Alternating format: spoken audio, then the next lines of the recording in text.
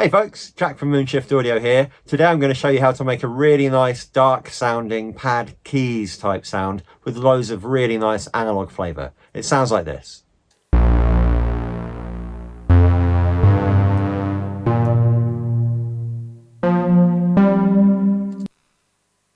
The patch is called Echo Pad and it's available for free along with over 50 other basses, leads, keys and pad sounds in my free Retro Serum Presets Pack. There's a link to that down in the description.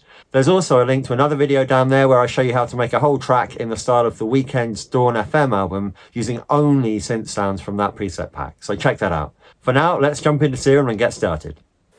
Okay, so here we are. We've got, as usual, an initial instance of Serum, and let's just get stuck in. This is a reasonably complicated patch, but the individual steps are fairly straightforward, so follow along and we should get there pretty quick. Okay, we're going to start with Oscillator A, and we're going to use the stock JNO oscillator shape, which is modelled on a Roland Juno synth. We're going to put the unison up to 8. to make it nice and fat, and we're going to pull the detune back just a bit, call it like 0.18, just to keep it from being too wobbly, and we're going to leave the position in 1, which is sort of somewhere between a square and a saw. We're going to go to Oscillator B, and we're going to use the, again from the Analog Wave Shapes Basic MG, which is a sort of soft triangle-ish shape at its default position. We're going to put the semitones up by 5 to give this a 5th interval, and we're going to turn the volume down on that just a bit so that it's more of a harmonic than an actual 5th that we're playing. I'll just let you hear this.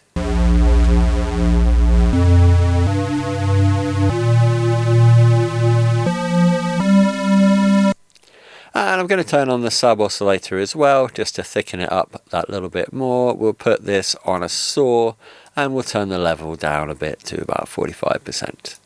After that, we're going to look over to the filter, where we're going to stick with the standard MG Low 12. We're going to set the filter to act on both oscillators and the sub. We're not using the noise in this patch, so that doesn't matter that that's not switched on. We're going to turn the cutoff to about 1800 Hertz. And we're going to turn up the drive a little bit just to fatten it up slightly. We'll say about 25% should sound nice on this one, I'd say. We will put the resonance exactly where it starts at 10%, and we'll give it a bit of fatness. Let's go for about 20% on that.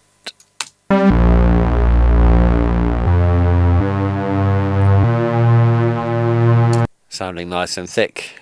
We like that. Okay, so let's get stuck into the envelopes. Envelope 1, which is working on the amp, we're going to set the decay to about 1.9 seconds, so nice and slow. This is a pad after all, so we want things to happen pretty slowly. The sustain is going to come down quite low, call it neg 30 or so.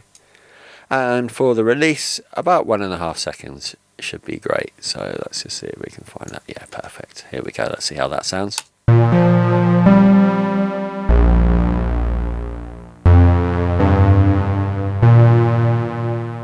Okay, so we're already getting there with the sound, but there's still a bit to do, so we're going to use envelope 2 now to work on the filter. So we'll set the decay to about 2 seconds. That'll do.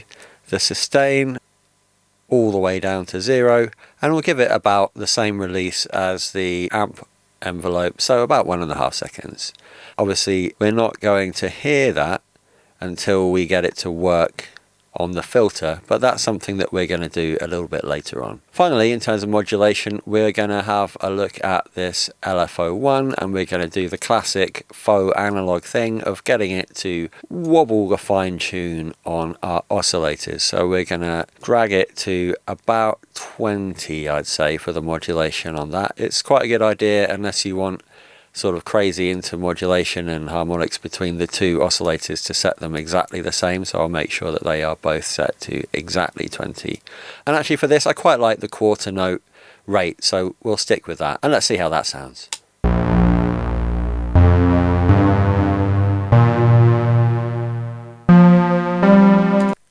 Lovely. So it's just a little bit wobbly. There's not too much going on there to make it too crazy sounding. I think it's easy to overdo it sometimes with the pitch mod, but that's working quite nicely.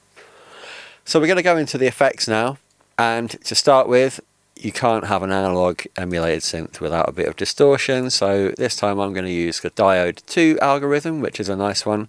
We'll put the EQ on pre, and we're just going to drag this right down to the bottom right, like that.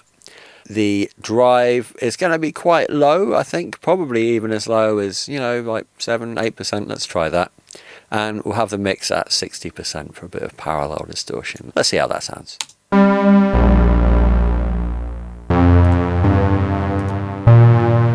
Just roughing it up a little bit, giving it a little bit more of an analog flavour.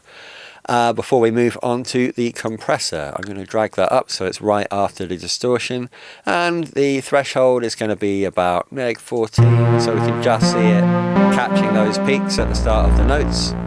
We can leave the ratio as it is. 4:1 is quite a nice ratio for this sort of thing. The attack I'm actually going to increase just so we get a little bit more of the sort of attack of those notes coming through.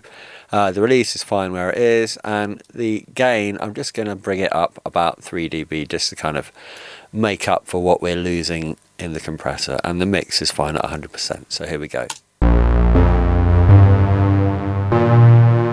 Just got a nice bit of an attack there on each note from the compressor, and it's just kind of holding down the tails of the notes ever so slightly. Next up, a little bit of reverb is always nice. We like the hall for this kind of sound for sure. The size could even come up a bit. I'm going to try about 40% with this patch. The decay is fine as is, like 4.7 is fine. Let's bring the low cut up so we don't get too much muddiness from the reverb on the low end of this patch. 45%, something like that will work nicely. And we'll turn the high cut up as well so we don't get too much shimmery high end as well, which can really clutter up a mix. The spin is fine, and the spin depth we're going to leave those, and we're going to turn the amount, the mix, up to probably about 45%, and we'll see what we got.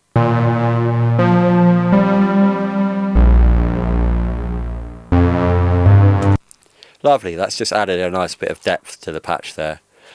So we're almost there with the sound, but I wanted to have a little bit of fun and just show you a way that you can use one of these macros to kind of give the sound a bit of a morphing capability. So to do that, we're going to need to go back to the oscillator page, and I'm just going to assign this macro to the filter cutoff. And I'm actually going to make that negative. I'm going to make it so that when we turn that macro up, the filter gets pulled back by about, let's call it 36. So we should see that.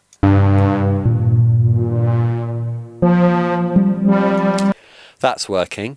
And at the same time, I want it to increase the amount of envelope. So to do that, I need to go into the matrix. I'm going to go the source, envelope 2, which we already set the attack and decay settings for that to be about what we wanted. I'm going to make that affect the filter cutoff, but the aux source I'm going to set to that macro 1, and the amount can be about 35, which is similar to what we set the macro to reduce the envelope to. So what we should see is when we turn this macro up, the cutoff is going to be lowered, but the envelope amount is going to be increased by about the same amount. So we change what's kind of quite a steady full sound like this,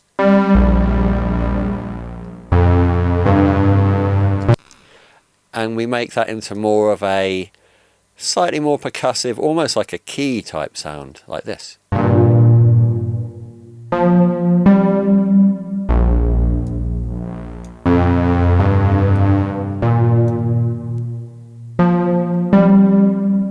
And there you have it, a nice way to morph the sound with one macro.